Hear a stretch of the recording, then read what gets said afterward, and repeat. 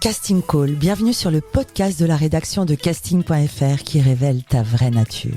Ici, on va parler casting, témoignages exclusifs, des rencontres avec des professionnels, les clés et les secrets pour devenir un artiste et surtout, en vivre.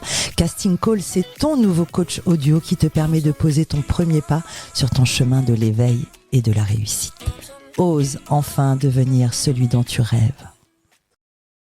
Bonjour et bienvenue sur Casting Call, le podcast de la rédaction de casting.fr. Je suis Soledad Franco et aujourd'hui j'ai le plaisir de recevoir une femme qui incarne ce dont rêvent tous les acteurs et actrices, ceux qui veulent en faire leur métier et en vivre. Un agent, enfin plutôt une agente, c'est important pour elle. Enfin, une agente passionnée par son métier, fondatrice de l'agence Colette. Elle représente des comédiens et comédiennes, adultes, ados et enfants, mais aussi des réalisateurs, des metteurs en scène, des scénaristes et des auteurs. Une femme engagée, le temps est irréversible. Écoutez l'interview de Colette pour saisir votre chance, dégager un peu plus d'audace et oser devenir celui dont vous rêvez. Son récit est très inspirant, je l'ai rencontré dans un moment spécial de la vie d'une actrice. J'ai le plaisir de recevoir aujourd'hui Colette Tostivin. Bonjour Colette. Bonjour Soledad. La devise de ce podcast est « Ose devenir celui dont tu rêves ». Qu'en est-il pour toi ce juin 2023 ? Écoute, moi je pense que j'ai la même devise. Je dis souvent deviens qui tu es, donc c'est assez proche. Qu'est-ce que tu pourrais dire de ce parcours et de ce que tu es devenu, toi ? Que j'ai suivi mon instinct, mes besoins, et que j'ai répondu à un besoin aussi, à une vocation. Je pourrais parler de l'ikigai. Je ne sais pas si vous connaissez l'ikigai, qui est un concept japonais. C'est quand notre profession rejoint notre mission et la vocation. Et donc, du coup, j'essaye de trouver justement ce centre qu'est l'ikigai, où ce que j'aime faire, ce pourquoi je suis payée et les besoins du monde sont à un endroit très précis, comme une cible quand on tire à l'arc. Donc, c'est un endroit qui est une cible. Et ma cible, justement, c'est de faire mon métier, mais aussi de répondre aux besoins du monde. Tu as toujours eu une âme de leader. Tu aimais être délégué de classe. Raconte-nous un peu ton enfance. Est-ce que tu viens d'une famille artistique ? Quel genre d'enfance as-tu eu ? Non, je ne viens pas d'une famille artistique. Je viens d'une famille ouvrière. Tu as grandi dans quel coin ? Dans le 77. Et je suis la 4e et dernière de la fratrie. Donc, ouvrière, ça veut dire que tes parents faisaient quoi ? Mon père était mécanicien et ma mère était coiffeuse. Donc voilà, moi je suis la 4e, on est 4 enfants, et un garçon et 3 filles. Et les 3 plus grands ont entre 10 et 7 ans de plus que moi, donc je suis vraiment la petite dernière. Et malgré que j'étais petite et la dernière, j'ai eu un caractère dès petite, on peut dire fort. Donc voilà, je prenais ma place. Tu rêvais de quoi ? Je rêvais d'être avocate. Avocate ? Ah oui, d'accord. Donc tu avais déjà ce côté défendre les autres, défendre leurs intérêts. Alors c'était ton rêve. Mais alors comment tu as découvert ce métier avocate ? Avec la télé. Donc l'importance de la télé, des images, du cinéma et aujourd'hui des plateformes. Donc ce qui t'animait déjà à l'époque, c'était défendre et soutenir. Exactement. Tu étais déjà un peu une agente ? En tout cas, t'en rêvais. Exactement, mais pour moi, une agente, c'est une avocate d'artiste. Donc voilà, j'ai l'impression que j'ai peut-être pas fait du droit et que je suis pas avocate en cours d'assises ou en cours pénal, mais par contre, je suis l'avocate de mes artistes. Après, tu as fait des études de commerce, c'est ça ? Exactement. Alors, avec quelle intention ? Parce que là, commerce, avocate... Disons que enfant, voilà, je rêve d'être avocate, puis ensuite on grandit et puis on voit les choix qui se font aussi par la facilité dans les études. Et j'étais très bonne en mathématiques et dans toutes les matières scientifiques. Et j'étais dans un lycée où les femmes les femmes faisaient médecine et les hommes faisaient ingénieur. Et moi, je voulais faire aucun des deux. Et donc, du coup, j'ai commencé un petit peu en faisant des études en télécom et en informatique. Donc je me suis dit, si je dois choisir entre les deux, je serais plus ingénieur car j'aime pas le sang. Enfin, je peux Ouais. tomber dans les pommes la seconde d'après. On a ça en commun. Et puis après, je me suis rendu compte rapidement que je serais pas ingénieur. Et donc du coup, l'école de commerce, c'est un peu là où on va quand on sait pas où aller, mais qu'on veut quand même faire des études. J'étais bonne en classe, j'avais jamais redoublé. J'étais une bonne élève, déléguée de classe, celle qui lève la main quand le prof a à peine fini de poser la question. Donc, tu as eu un itinéraire professionnel dans la com, le marketing, l'événementiel. Tu as bossé chez Logicom, Virgin Mobile, Bouygues. On imagine un boulot plutôt classique de 10h à 19h au bureau. Comment tu appréhendais ce quotidien chez toi ? Je disais que ce que je pense, c'est que je me posais pas de questions. Et je dirais que j'ai commencé à construire ma vie sans me poser de questions. Et donc, du coup, à juste suivre un chemin qui est un peu tout tracé quand on sort de l'école. Dans nos vies pro et dans nos vies personnelles. Donc j'étais en effet dans un couple classique avec un homme que j'aimais pas vraiment et un travail que j'aimais pas vraiment, enfin que j'aimais sans aimer quoi en tout cas. Les injonctions de la vie, ces routes toutes tracées, il faut se marier, il faut avoir un bon job, etc. Voilà, j'étais totalement dans ça. Nous sommes beaucoup à être dans ça souvent. Et qu'est-ce qui s'est passé ? Eh ben, je dirais que c'est l'anniversaire des 30 ans ou quelque chose comme ça. D'accord. C'est qu'à un moment, je commençais à vieillir, les années passaient et je me suis dit c'est marrant, je suis pas très heureuse dans mon couple, je suis pas très heureuse à mon travail. Et donc du coup, j'ai commencé à réfléchir et à me dire comment on fait pour être heureuse, ou est-ce que là j'ai juste 30 ans et je serai comme ça jusqu'à mes 80 ans. Et en vrai, je me suis dit non, c'est pas possible. Donc j'ai d'abord quitté mon compagnon, puis ensuite j'ai quitté mon travail et j'ai un peu réinventé ma vie. Je dirais que j'ai déconstruit ma vie pour la reconstruire avec qui j'étais et ce que je voulais vraiment.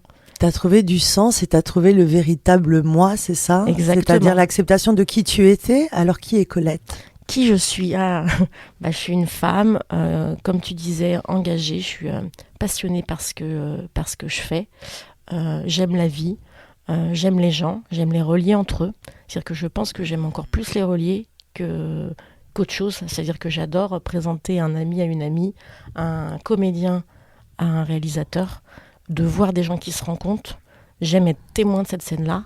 Et des fois, je n'ai même pas besoin d'y participer. C'est-à-dire que j'ai juste de le voir, d'être témoin de ça, je sens que ça me remplit de joie. Et j'ai vraiment le talent du machine maker. Donc, en effet, j'ai monté une agence artistique. Mais il y a beaucoup de mes amis qui m'avaient demandé si j'allais monter une agence matrimoniale. Parce qu'on cherche un travail dans la vie, mais souvent on cherche aussi l'amour. Donc, je sais que c'est deux endroits où en tout cas les gens m'imaginaient. Et comment ce métier est venu à moi ? Comment je suis venue au métier, c'est plutôt que le métier est venu à moi. C'est-à-dire que depuis de nombreuses années, bien avant l'agence Colette, on me disait souvent que j'étais une agente. Pourquoi ? Parce que j'ai déjà trouvé un ami sportif, un sponsor, j'ai déjà trouvé à des artistes, des contacts pros, j'ai déjà trouvé à une amie autrice, un éditeur. Et donc c'est vraiment ce que je te disais, le talent du machine maker. Cette capacité à connecter des gens, mais malgré moi, c'est-à-dire que même des fois j'organise un dîner et suite à ce dîner-là, il y a un entretien pour un job qui se fait ou une date pour un couple hétéro ou homo. Donc en vrai, c'est malgré moi, des fois je sens juste que voilà, j'ai envie de voir ces gens-là et que ces gens-là en vrai peuvent s'entendre. Et on ne sait jamais ce qu'il advient, des fois des associations. Voilà. C'est l'amour de l'autre et la satisfaction de voir des vies accomplies, c'est ça qui te nourrit, c'est ce que j'entends. C'est ce que tu dégages en tout cas.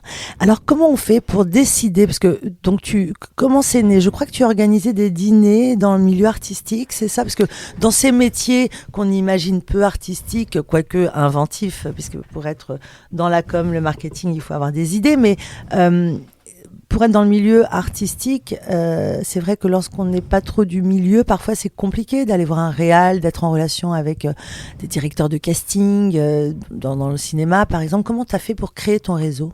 Deux choses. Déjà, je suis partie du fait que c'était pas compliqué. C'est-à-dire que je me suis dit c'est simple. Donc déjà, ça change tout quand, dans l'idée, on se dit pas que ça va être compliqué, on se dit que ça va être simple. Et c'est vrai, tout est simple en général. Et donc, je dirais que ça, c'est le premier point. Et le deuxième point, c'est que j'ai cofondé une association qui s'appelle Éclore. Et on faisait des rencontres ciné-débat. Ça rebondit un peu sur les questions que tu me posais avant. C'est que je suis partie du principe qu'on n'était pas très heureux au travail. Donc du coup, j'ai eu un engagement associatif à côté qui me permettait du coup de respirer. C'est pour ça qu'on voit dans mon profil des années dans le privé. Parce qu'en vrai, je cherchais aussi le sens à côté, notamment dans le milieu associatif et culturel. Et donc du coup, j'ai eu un réseau dans l'audiovisuel qui était plutôt dans le milieu culturel et associatif, qui était en parallèle de mon travail. Et du coup, quand je crée l'agence Colette, c'est un peu un eureka. C'est que du coup, entre mon association, ma vie pro, mes talents et ce que je ressens que le monde a besoin, il y a un moment, je me dis, mais en vrai, si on mélange tout ça, bah, ça crée l'agence artistique Colette. Éclore, c'était quoi cette association? Éclore, quel joli mot. Merci. Alors, ça s'écrit avec un K. Okay. On n'a pas voulu l'écrire avec un C, ça s'écrit avec un K justement pour faire un pas de côté. Et c'est pour faire bouger les lignes du monde du travail. Donc qu'on soit artiste, qu'on soit président d'une entreprise, qu'on soit directrice financière, qu'on soit chauffeur de taxi, c'est comment on fait bouger les lignes dans notre milieu du travail, parce qu'on voit bien que le milieu du travail est un milieu dysfonctionnant. Il y a beaucoup de burn-out, il y a beaucoup de reconversion, il y a beaucoup de crises de sens. Ça a marché pendant des années. Comment tu l'expliques? Comment je l'explique? Je l'explique en vrai, dans l'histoire, il y a un moment, il a fallu consommer et qu'il y a eu la révolution industrielle, qu'on a commencé à créer des jobs pour créer des biens de consommation et que du coup, ça a créé plein de jobs, d'entreprises, de services ou de produits et que en gros, on a créé une société, mais on n'y a pas forcément réfléchi avant de la créer. On a suivi, tu parlais des injonctions, il y a les injonctions que suivent un humain, mais que suivent aussi des fois des entreprises et un milieu, et qu'aujourd'hui, on ne remet pas en cause le système de l'entreprise, le système de l'éducation, et pourtant, c'est des systèmes qu'on voit d'extérieur malades. On voit des décrocheurs scolaires, on voit des décrocheurs professionnels. Moi, le nombre d'amis qui démissionnent, qui font des ruptures conventionnelles, qui partent faire des congés sabbatiques parce que voilà, ils trouvent un intermédiaire. Tu disais tout à l'heure que c'était aussi un parcours que tu avais eu. Je pense que on est nombreux. On est nombreux et la nouvelle génération est très inspirante, c'est qu'ils n'ont pas envie de faire ça. Donc, et ne serait-il pas une question de singularité qui n'est pas valorisée aussi, l'acceptation de l'autre tel qu'il est? Totalement, la diversité qui n'est pas acceptée, l'altérité. Chose fondamentale dans les écoles aussi. Souvent les enfants qui sont entre guillemets différents, alors qu'ils ne sont pas différents, ils sont juste un peu plus inspirés, un peu plus sensibles, etc. On les met de côté, alors que souvent c'est peut-être les talents de demain. Totalement. Tu vois, tu as compris, Éclore, tu viens de gagner une adhésion. Justement, parlons de Colette. Pourquoi ce nom, ton agence Colette? Donc l'agence Colette, pourquoi elle s'appelle Colette? Alors ce n'est pas parce que je m'appelle Colette, mais c'est vrai que je m'appelle Colette, c'est pourquoi je m'appelle Colette.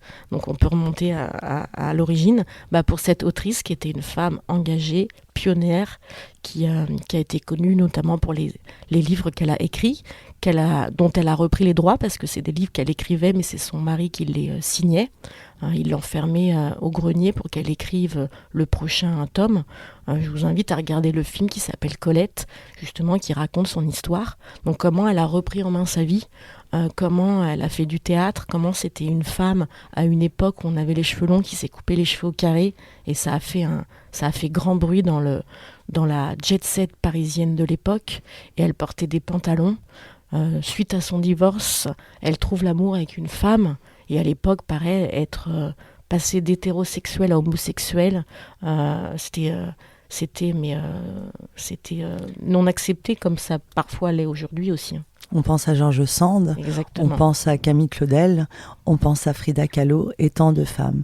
D'ailleurs, toi, tu ne veux pas qu'on dise de toi agent, mais agente. Exactement, parce que des fois, j'ai certains de mes acteurs ou actrices qui me disent agent, et du coup, je leur dis, maintenant, si tu m'appelles agent, je vais t'appeler acteur quand c'est une femme, et je vais t'appeler actrice quand t'es un homme.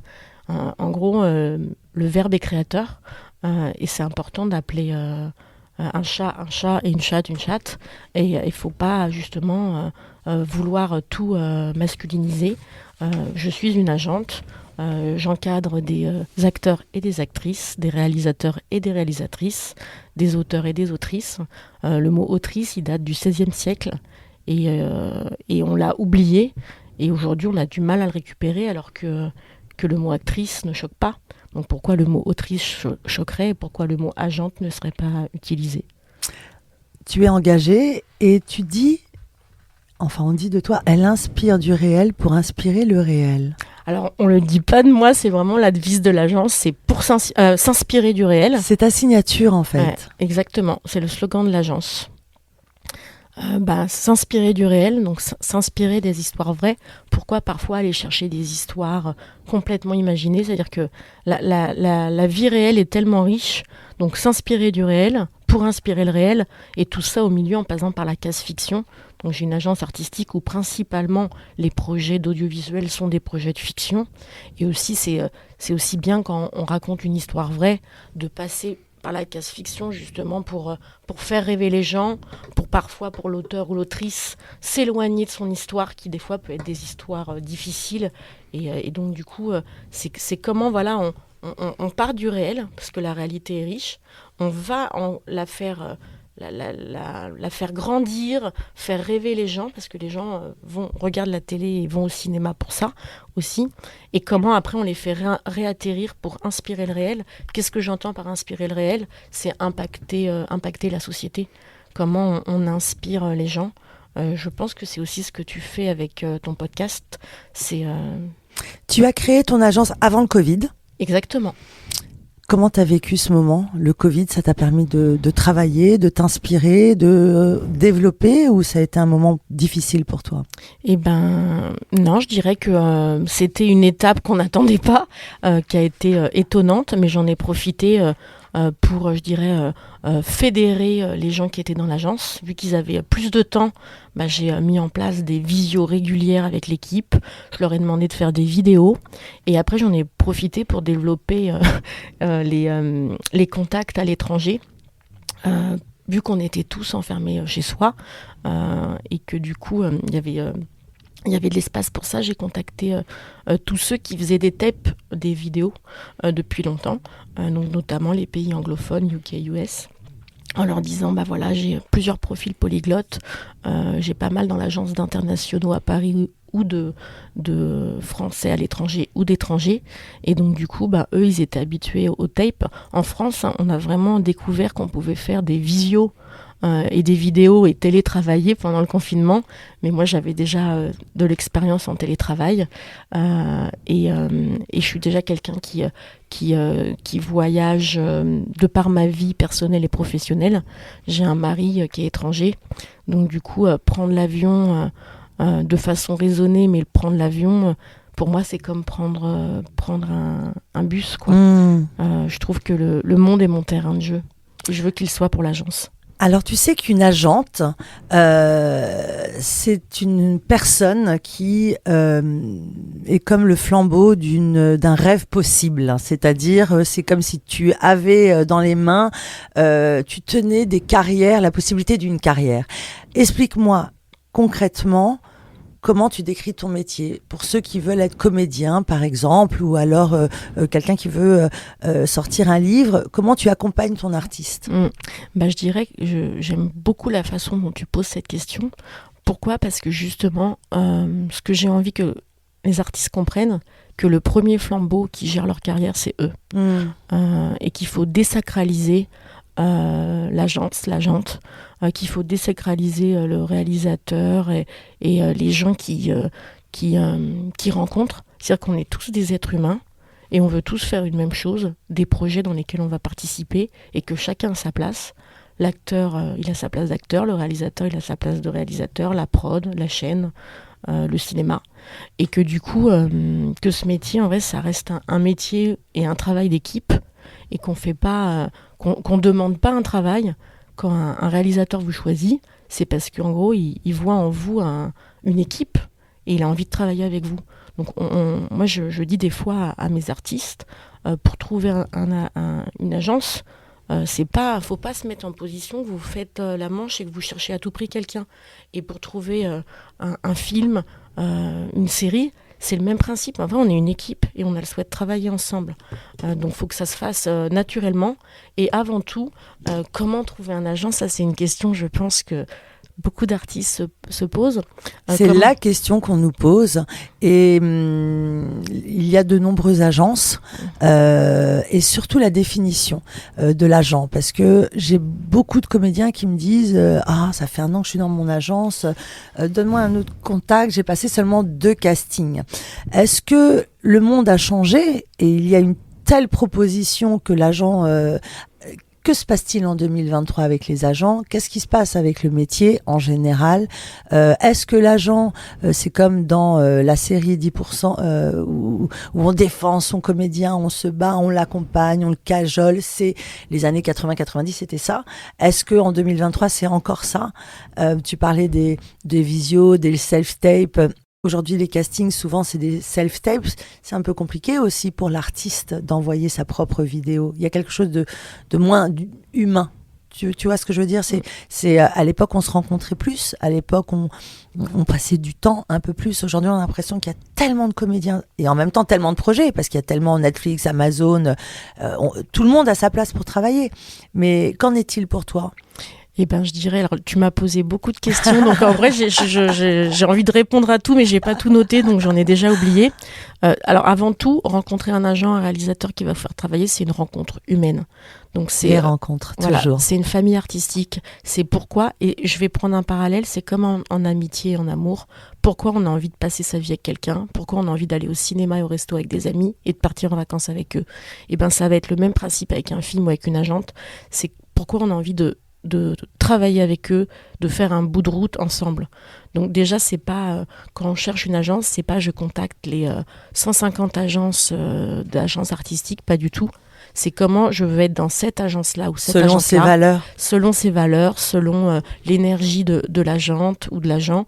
Voilà, moi j'ai mon énergie, donc... mais comme avec des amis et comme en couple, quand on est avec quelqu'un, c'est qu'on sent qu'il y a une alchimie relationnelle. Donc pour trouver son agence et aussi pour trouver demain un réalisateur à qui vous ferez des projets. Vous voyez bien que les réals, ils travaillent souvent avec les mêmes équipes. Des fois, l'acteur principal est toujours le même, quels que soient les films. Des fois, l'actrice principale est toujours la même.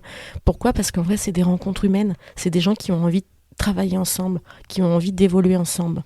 Donc ça, c'est, je dirais, le plus important. Si on devait retenir qu'une chose de ce podcast, c'est ça. C'est qu'il faut rencontrer des gens et avoir une alchimie artistique et professionnelle avec eux pour pouvoir travailler avec eux. Ton autre question sur le fait qu'il y a beaucoup d'agences, mais qu'il y a aussi beaucoup de comédiens, mais qu'il y a beaucoup de projets, ben je dirais que ça, c'est la vie et que oui, en effet, les choses ont évolué, qu'aujourd'hui, la majorité des castings se font encore en physique, mais c'est vrai que la première étape peut se faire en TEP avec la vidéo de présentation, notamment dans le marché français où on aime voir qui est l'artiste avant de l'imaginer dans un rôle.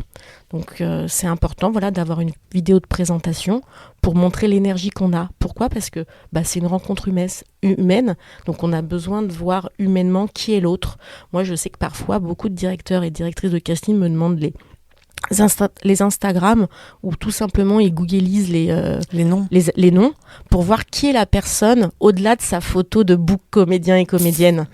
Qui es-tu quand tu n'es pas maquillée et comment parles-tu dans tes stories, pour voir en gros si tu as une énergie d'extraverti, d'introverti, de voir un peu la vibration de la personne. Et donc du coup on fait un travail qui est assez complexe. C'est dans le divertissement. Beaucoup de gens sont comédiens par loisir. Des gens sont au théâtre de leur ville. Mais c'est aussi un métier. Donc c'est comme tout métier. En fait, ça demande de la connaissance, de comprendre les enjeux de ce métier, de comprendre qu'il y a beaucoup de demandes. C'est aussi un métier qui fait rêver. Parce qu'on monte des tapis rouges, parce qu'on est à la télé. Mais en gros, ceux qui sont à la télé, c'est ceux qui ont travaillé pour ou qui ont le potentiel pour. On oublie que certains artistes qu'on vénère, en gros, il y a 10 ans, 20 ans, ils étaient dans des petites séries à faire des petits rôles et que en vrai, c'est un chemin. C'est-à-dire qu'on ne fait pas un marathon si on n'a pas fait quelques jogging avant. On n'a pas un rôle principal si on n'a pas eu des des journées par-ci, par-là de tournage. Et en gros, c'est un métier qui est dur. Donc, c'est un métier, si on n'est pas passionné, c'est difficile. J'ai aimé dans ta question et dans ton intro du début, quand tu dis comment faire ce métier et en vivre. Mais quand on commence le métier d'acteur, on ne peut pas en vivre. Donc ça aussi, c'est un secret que j'aimerais qu'il ne soit plus un secret. C'est que quand on commence à être acteur, il faut aussi faire d'autres choses qui sont proches de l'acting, mais qui ne sont pas de l'acting. Donc par exemple, faire de la voix off, ou faire à côté de la pub, et puis aussi, voilà, je sais pas, être prof dans des écoles, faire des séminaires prise de parole en public dans l'entreprise. C'est-à-dire qu'il faut avoir d'autres activités à côté, mais qui viennent servir votre activité. Moi, j'ai plusieurs de mes acteurs qui, à côté, ont une activité qui les rémunère et qui, du coup, permet de ne pas être dans ce côté je veux à tout prix un rôle et je serai prête à tout parce que sinon, financièrement, je m'en sors pas. Et sinon, aussi, mentalement, c'est très dur. Moi, j'ai des comédiens, ils partent 12 jours dans un tournage et quand ils reviennent du tournage, donc un tournage, si certains connaissent, vous êtes une équipe de 80 personnes, parfois même plus. Une grande famille. Une grande famille. C'est un petit côté colo, mais en vrai, la journée, ça travaille dur. Mais le soir, vous êtes dans un bel hôtel, une belle villa. On vous amène à manger matin, midi et soir. On vous maquille, on vous habille, on vous coiffe. Du coup, quand vous retournez dans votre studio à Paris avec le frigo vide et quelqu'un vous bouscule dans le métro, il y a un décalage avec les 12 jours de tournage avant. Et du coup, pour ça, il faut avoir eu la conscience et de comprendre la réalité du métier. Et il faut avoir justement à côté peut-être une formation de prise de parole en public, en entreprise, qui vous donne une respiration, qui vous montre aussi un autre milieu et qui fait partie de votre travail. Et à un moment, avec le travail, avec le réseau, en allant à des festivals, à des projections, en rencontrant des êtres humains et en rencontrant vraiment l'être humain au-delà de l'intérêt qui me fasse tourner. C'est-à-dire que quand on rencontre un réalisateur, on ne sait pas s'il nous fera tourner, mais peut-être qu'il ne nous fera pas tourner et peut-être qu'il nous fera tourner dans 10 ans.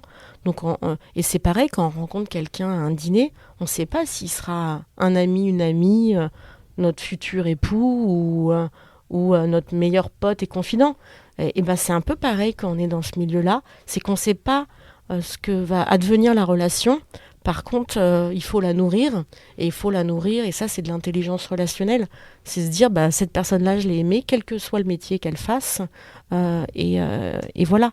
Et moi, c'est des fois ce que je dis vraiment aussi à mes artistes, c'est fonctionner comme ça avec l'agence.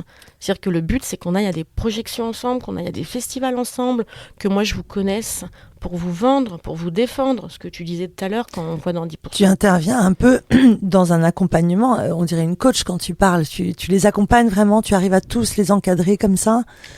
Alors je dirais que tout le monde n'en a pas besoin. Il y en a qui ont déjà compris comment ça marchait. La collaboration est fluide avec moi et avec les autres. Donc ils ont déjà leur propre réseau et ils ont des castings.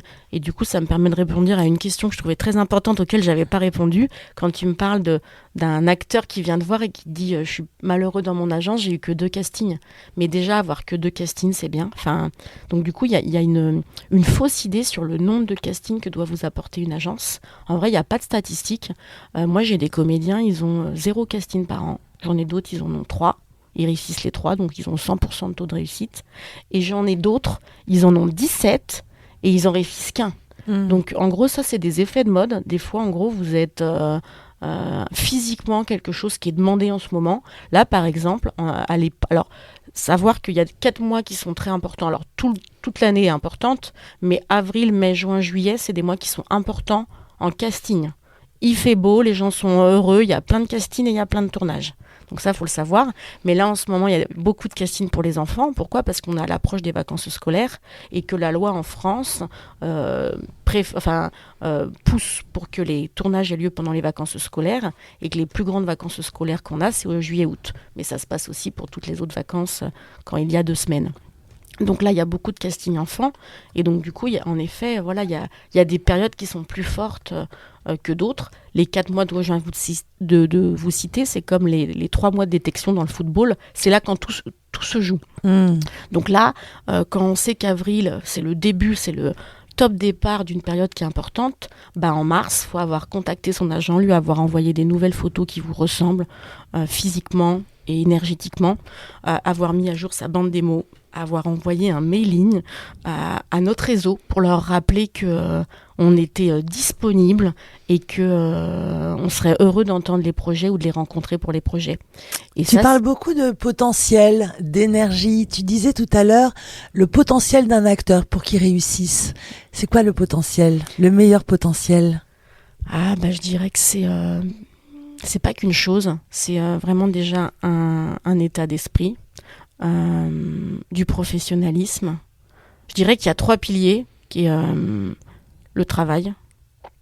Et dedans, je regroupe aussi bien le professionnalisme que le jeu, la qualité du jeu et sa justesse.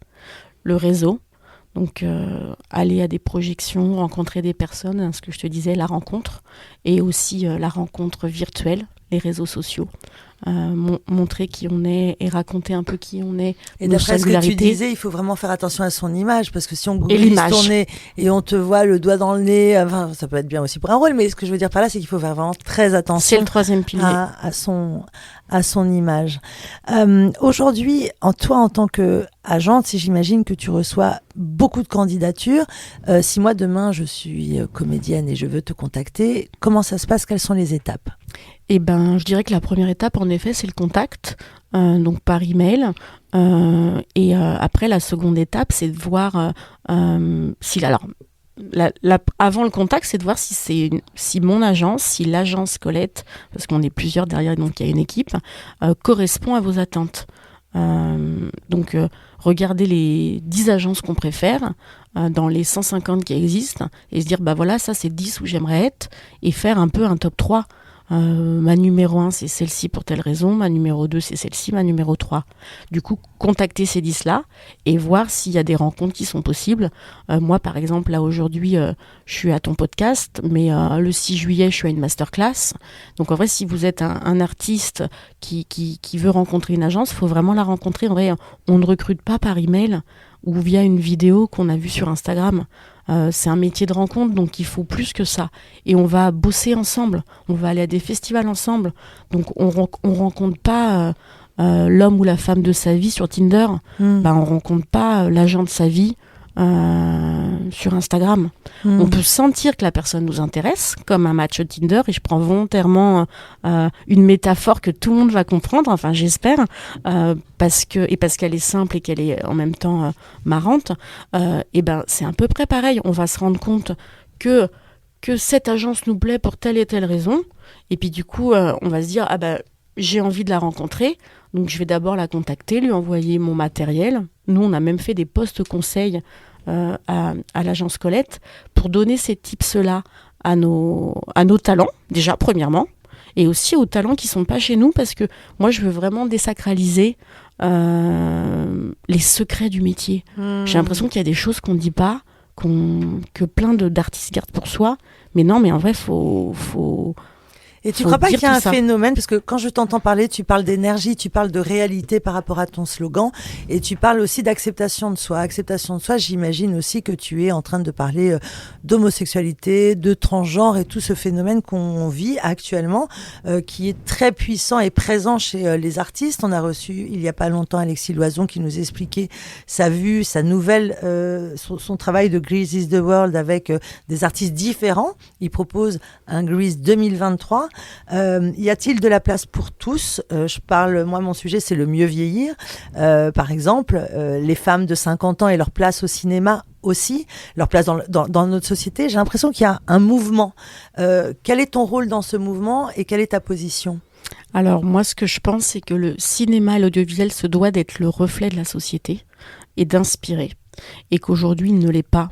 Aujourd'hui, quand on voit que dans tous les projets, et c'est pas l'agence Colette qui le pense, c'est les statistiques qui le disent, qu'on voit que des rôles pour des hommes blancs, moi si je sors dans la rue, je vois pas que des hommes blancs de 35 ans, je vois des gens de tout âge, de toutes les origines, de tout genre, je vois des êtres humains de toute taille, je vois des minces, des gros, je vois des gens de tout genre, cisgenre, transgenre, donc j'ai juste envie que ce que je vois dans ma réalité, je le vois aussi sur l'écran, et que justement je ne sois pas ignorante de ce qui existe, parce que souvent on a peur de de certaines choses parce qu'on les connaît pas. Et donc du coup, moi ce que j'ai envie justement, c'est presque que l'audiovisuel ait un rôle éducatif et d'inspiration. Et du coup, ma posture, elle est celle-ci. C'est-à-dire que moi, déjà, si je regarde juste, alors là, je te parlais que si je sors dans la rue, mais si je regarde juste ma vie, mon mari a une couleur de peau différente de la mienne, il a un genre différent de la mienne, il a, je dirais, un mode de fonctionnement complètement différent du mien. Et en fait, ce que j'ai aimé chez lui, c'est l'altérité et la complémentarité qu'on a. Mais on est très différents, mais c'est pour ça qu'on s'aime, parce qu'on s'enrichit l'un et l'autre. Quand on t'entend parler, il y a une vague d'amour réel. Moi, j'aime bien dire j'aime les gens gentils. Pour moi, c'est pas du tout péjoratif. J'aime l'amour et tout ce que ça peut dégager en amitié, etc. À quel moment tu as vraiment eu ce déclic? Tu parlais de tes 30 ans, quand un jour tu te dis mais ma vie n'a pas de sens en fait. Comment tu as réussi à sortir de ça? Où est-ce que tu as trouvé l'énergie? Comment tu as trouvé la force et cette puissance d'oser? Est-ce que tu as été accompagnée? Est-ce que ça a été une rencontre, un coup de chance? Est-ce que c'est cet homme qui t'a fait découvrir autre chose? Comment ça s'est passé? Pour tous les gens qui nous écoutent et qui ont besoin de ce coup de pouce. Je dirais que le premier déclic, c'est que je sentais qu'au fin fond de mon âme, j'étais malheureuse. Je sentais que j'avais de la tristesse intérieure. Et je me suis dit, j'ai que 30 ans, si je commence avec cette boule au ventre à 30 ans, ça va être long la vie. Et en vrai, c'est une envie de vivre, un élan de vie. Je me suis dit déjà, cette boule-là, on va aller la percer, la creuser, la nettoyer, je ne sais pas. Enfin, j'avais pas le bon mot. Et du coup, je me suis dit, je peux pas faire ça seule, sinon je l'aurais fait depuis 30 ans. Et je dirais que c'est des rencontres. C'est des rencontres avec des thérapeutes de toutes sortes, de médecine dure, de médecine douce, alternative, des amis, Enfin, je dirais que c'est plein de rencontres. En vrai, c'est l'autre qui m'a fait prendre conscience de qui j'étais. C'est des outils. Tu parles de thérapie alternative. Moi, je sens quand on parle qu'il y a une vraie... tu parles d'énergie, tu parles d'amour et une ouverture. On parle de avant le Covid, quand tu as créé ton agence. Il y a un avant et après Covid. On disait que le Covid allait nous rendre meilleurs. Je trouve... Je ne sais pas ce que tu en penses, que le monde est devenu de plus en plus dur finalement, de plus en plus individualiste et peut-être même on assiste à des actes d'incivilité assez régulièrement. Et en même temps, en parallèle, il y a une élévation. On ose parler de chamanisme. Qu'en est-il pour toi de ce genre d'ouverture? Est-ce que quand tu parles de thérapeute alternatif, est-ce que tu as fait appel à ce genre de choses ou personne? Non, moi en vrai j'aime essayer, donc je suis une personne qui est curieuse. Donc je dirais que j'ai aussi bien été voir des psychiatres, psychanalystes que des thérapeutes, énergéticiennes, kinésiologues, chamanes. En gros, pour moi, ce qui est important, c'est le discernement. Donc on peut trouver un bon restaurant, un bon dentiste et un bon chaman. Trouver chaussure à son pied. Exactement. Et tu as été donc accompagnée, c'est ça qui t'a révélé? Je dirais que c'est ça. Alors, c'est pas en un clic. Et je dirais que c'est le chemin d'une vie. Encore aujourd'hui, je suis accompagnée de différentes personnes. Parce qu'en gros, pour moi, on conduit pas seul sa voiture. On est certes au volant de sa Ferrari personnelle. Mais que derrière nous, il y a des gens. Tu es une femme ambitieuse, tu parles de Ferrari. C'est ça qui est intéressant, c'est qu'il y a une vraie douceur, mais une grande ambition en toi, et que tu oses, tout en étant féminine, une agente qui ose sans problème parler d'ambition, et ambition pour tes artistes. C'est ce que j'entends totalement aussi dans la bienveillance. Rêver grand, viser haut, quoi. Moi, je sais que ma vision est précise pour l'agence, et que voilà, quoi. Vous êtes combien dans ton agence? Parle-moi de ton équipe. Alors, dans mon équipe, on est 3 femmes. Donc, c'est une équipe féminine. J'ai envie de donner la place aux femmes aussi. C'est important pour moi. Donc, il y a une deuxième agente qui s'occupe des castings et des artistes. Et après, on a une assistante. Parfois, on a une stagiaire en plus. Là, on accueille un stagiaire la semaine prochaine. Donc voilà, j'aime aussi tendre la main à des gens dans ce métier où en gros c'est un peu chasse gardée et tout. Donc j'ai aussi dans les différents profils que j'ai recrutés sur les 4 ans de l'agence, j'ai recruté des gens qui venaient de ce milieu, mais des gens qui n'en venaient pas aussi, parce que j'avais envie de tendre la main qu'on m'avait peut-être pas tendue. parce que quand j'ai commencé l'agence, c'est vrai qu'on m'a dit, mais tu viens pas de ce milieu, tu n'es pas une ancienne agente, tu n'es pas une directrice de casting, et tu n'as pas travaillé dans une grosse agence avant, donc pourquoi tu montes ton agence ? Et j'ai répondu, pourquoi pas. Es-tu féministe ? Je suis féministe, je suis humaniste, et je suis... sur pas mal de causes. Tu nous as raconté pourquoi tu as appelé ton agence Colette, on a évoqué certaines femmes. Dans ta vie professionnelle, est-ce que tu as été malmenée en tant que femme ? Totalement, dès le premier job. Tu nous racontes ? Écoute, je ne m'attendais pas à cette question, mais en effet. Écoute, dès mon premier job, je me suis retrouvée dans une entreprise... dans une autre entreprise qui n'a pas compris qui j'étais et qui du coup a au début aimé qui j'étais parce qu'ils ont senti que voilà, j'avais de l'ambition pour le poste et pour leur entreprise et du coup voilà, ils m'ont recruté et après m'avoir recruté, ils se sont rendus compte que voilà, je prenais de la place, que t'étais pas dans les clous. Ouais, et puis que j'avais fédéré des gens autour de moi, donc ça leur a fait peur parce qu'ils ont pensé que j'allais les monter contre eux, alors pas du tout. Moi, j'étais à l'époque et encore aujourd'hui un bon soldat, c'est-à-dire que quand je crois dans une entreprise et qu'elle me donne ma chance, j'y vais à fond. Avec énergie et puissance. Exactement, et du coup ça a fait un peu peur. Parfois, les gens ont peur de la puissance de quelqu'un parce que ça les renvoie à leur soit non-puissance, soit leur puissance qu'ils n'assument pas. Et c'est intéressant d'entendre ça parce que justement, chez les enfants dans les écoles, pour les hommes et les femmes dans les entreprises, on peut se faire écraser et justement oublier sa route. Et c'est très important de pouvoir sortir de sa zone de confort, je déteste ce mot, mais finalement on va le dire, pour oser. Et c'est ce que je voulais entendre parce que je pense que c'est ce que tu fais avec les artistes qui te rejoignent chez toi. Et c'est ce que j'entends. Et c'est ce qui ressort de ton agence. Et c'est ça qui est important. Qu'est-ce que tu dirais à l'enfant, Colette ? Qu'est-ce que je dirais à l'enfant, Colette ? Je dirais un proverbe qui est ce qu'on te reproche, cultive-le, c'est toi. Si aujourd'hui je suis réalisatrice, comédienne, enfant, etc., je peux te contacter par email, par Instagram. Directement sur ton Insta. Qu'est-ce que tu penses de tout ce phénomène ? Il y a beaucoup d'enfants et d'ados, je le vois sur casting.fr. Il y a beaucoup de travail pour tous ces enfants. Comment tu l'expliques ? C'est un vrai phénomène nouveau ou je me trompe ? Alors, je dirais qu'il y a eu 2 ans de pandémie et que du coup, là, il y a un peu un appel d'air, c'est que le monde a envie de contenu et le milieu a envie de tournage. Donc là, on a l'impression qu'il y a un appel d'air. Mais en vrai, il y a toujours eu des castings pour les enfants à l'approche des grandes vacances scolaires. Là, il y a un peu plus parce qu'aujourd'hui, les gens communiquent plus aussi sur les réseaux sociaux. Donc en gros, on est plus au courant que ça existe, mais ça existe depuis longtemps. Et après, on a l'impression aujourd'hui, et ça c'est un autre biais des réseaux sociaux, on a l'impression que c'est plus facile. Avec Instagram, TikTok, on a l'impression que tout le monde est comédien.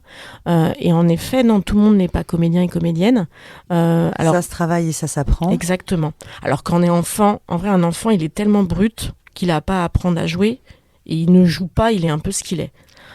C'est ce que nous racontait Gérald Benaïm. Exactement. J'ai une autre question pour toi qui me semble absolument fondamentale. Que dirais-tu des directeurs de casting en 2023 ? On est plutôt dans la bienveillance ou comment tu vois le travail des directeurs de casting ? Je dirais qu'ils sont un intermédiaire clé entre les agences, les artistes et aussi entre les productions et les réalisateurs ou réalisatrices qui sont les chargés de recrutement. Enfin voilà, un directeur de casting, c'est un chargé de recrutement dans le monde privé. Donc ils ont vraiment ce rôle de recrutement, ils font un travail qui est important et certains sont plus modernes que d'autres.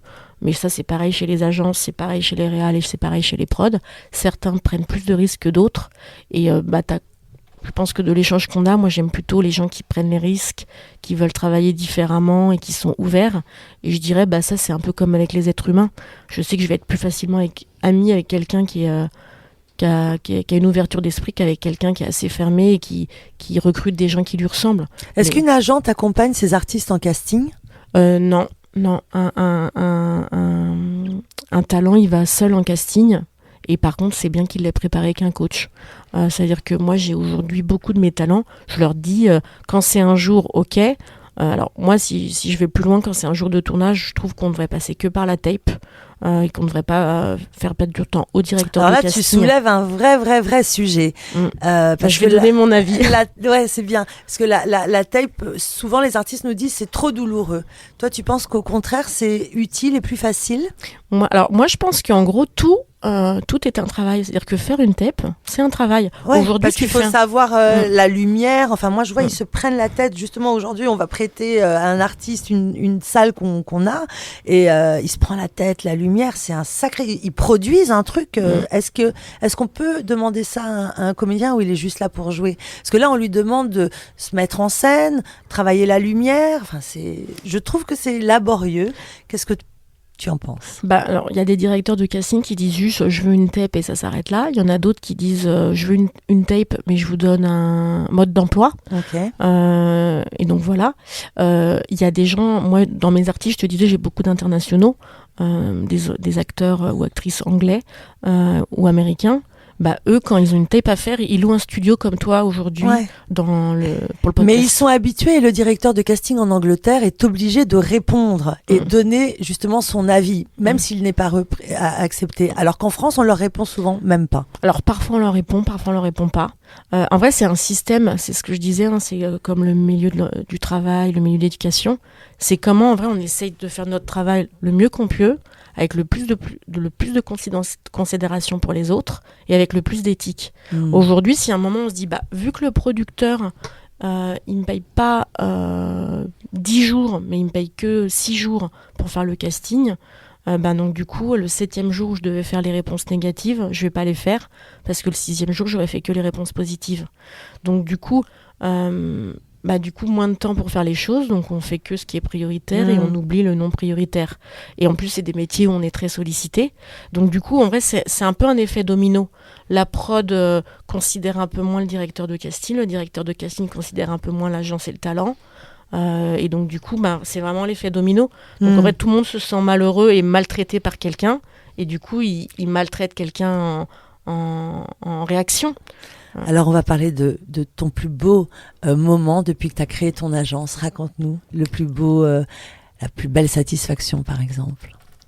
Je dirais que j'en ai plusieurs. C'est dur d'en choisir une, mais je dirais que c'est un peu le moment final. C'est le moment où je vois mon acteur ou mon actrice à l'écran, ou quand je vois un réalisateur me montrer son court ou son moyen ou son long métrage. C'est quand le public est touché, quand je vois une personne qui pleure à une projection d'un de mes talents, je dirais c'est quand j'arrive à la fin du slogan, qu'on s'est inspiré du réel et qu'on a inspiré le réel et que je le vois dans ma réalité. Pour finir, j'aimerais que tu me parles aussi du côté auteur. Donc toi, moi demain j'ai envie d'écrire un bouquin, je te présente le projet et tu vas le défendre auprès d'une maison d'édition, c'est ça ? Alors c'est pas totalement ça, mais ta question elle est intéressante pour un auteur ou pour tous les métiers. C'est que il y a vraiment une pensée que l'agent et l'agente sont des gens qui vont défendre le projet. Non, alors qui certes vont le défendre, mais qui vont être la solution magique, le magicien qui va trouver l'éditeur, qui va trouver le producteur. Parfois oui, mais parfois non. En vrai, c'est ce que je te disais. Tu vas désacraliser. Écoutez bien, parce que justement, c'est ce qu'on dit. C'est l'agent. Vous représentez. Je te disais tout à l'heure, le tout est possible en fait. La réalisation d'un rêve. Vraiment, c'est-à-dire que demain, t'écris un livre. Bien sûr, tu me l'envoies. Moi, je vais peut-être connaître 3 éditeurs qui pourraient être intéressés, donc je vais leur envoyer ton mail et leur dire voilà, c'est une de mes artistes, faut vraiment que tu lises son livre et si ça t'intéresse, rencontre-la pour l'éditer. Mais va falloir que tu fasses la même chose. Et ça, des fois, alors ça c'est pour un livre, mais c'est pareil pour un scénario, c'est pareil pour un projet, et c'est pareil pour si t'es acteur. C'est que ta bande démo, la première personne et le premier flambeau, là, ta question du début où on représente un flambeau, un Eldorado, une magie. En vrai, l'agent ou l'agente n'est pas un magicien ou une magicienne. On est quelqu'un qui agrandit votre réseau et qui croit en vous. C'est déjà beaucoup. On fait un travail où c'est quand c'est signé avec un éditeur ou avec un producteur où on est payé 10%, d'où le nom de la série. Mais sinon, on n'est pas payé. Et ça, faut avoir conscience. On n'est pas intermittent ou intermittent du spectacle. Moi, j'ai une entreprise, c'est une SARL. La moitié de ce que je gagne, je le donne à l'État. Enfin, vous voyez, en vrai, j'ai une entreprise, je suis chef d'entreprise, je suis gérante d'une SARL. Et donc, du coup, c'est important. Et ça, je le dis déjà pour que les gens comprennent la réalité de notre collaboration. Mais je le dis aussi parce que des fois, j'ai une question que j'ai encore, mais qui me fait toujours ouvrir les yeux et être dans la compréhension. C'est quand un comédien me dit « j'ai eu un casting via un directeur de casting que je connais ». C'est mon casting, donc du coup, est-ce que l'agence va le négocier ? Mais alors déjà, on n'est pas que des fournisseurs de casting, et on est dans une collaboration. Est-ce que si on est en couple et que quelqu'un nous offre un canapé et qu'on le met dans l'appartement commun, on se pose cette question-là ? En vrai, c'est une collaboration, donc ce qui arrive de moi est pour nous deux, ce qui arrive de toi est pour nous deux. Et c'est pareil avec un éditeur, c'est pareil avec un projet. Enfin voilà. Et surtout que nous ne sommes pas que des fournisseurs de casting, nous sommes des négociateurs de contrats et des coachs de carrière. Donc c'est là où il y a vraiment des fois une incompréhension de qui est l'agent. On n'est pas non plus un prestataire de service. Coach de carrière et négociateur de contrats. Et tout ça est un équilibre. Tu parlais aussi de ton métier où on vous met sur un piédestal en disant « Waouh, elle a sa cape, elle va y arriver, la superwoman ». Alors que j'ai un ami producteur qui racontait qu'il avait fait un burn-out après le Covid parce que vous avez une sacrée charge. Merci de nous avoir éclairés. Colette, à très bientôt et merci pour ce précieux moment. Merci Soledad. À bientôt.